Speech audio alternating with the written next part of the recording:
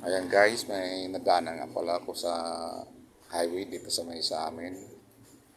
Ina-process siya kung anong ginagawa niya. So sabi niya, nag-aabang daw siya ng nakilala niya, baka makahingi ng tulong maski pagkain lang. So, at sabi niya, isang linggo na raw siyang di kumakain. Sabi ko, grabe naman. Isang linggo kang di kumakain. Sa awa ko, binigyan ko siya ng 50 pesos at ayan, pantawid mo gutom yan, sabi ko sa kanya.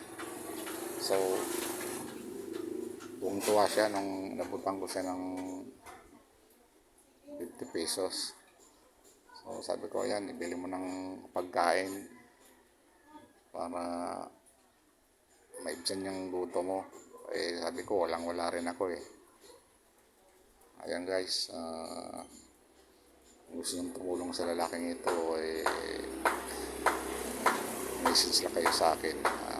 Nakakawa talagang sitwasyon nito. Hindi ko na ma-interview ng masyado guys kasi umambon, bibigyan ko sana yung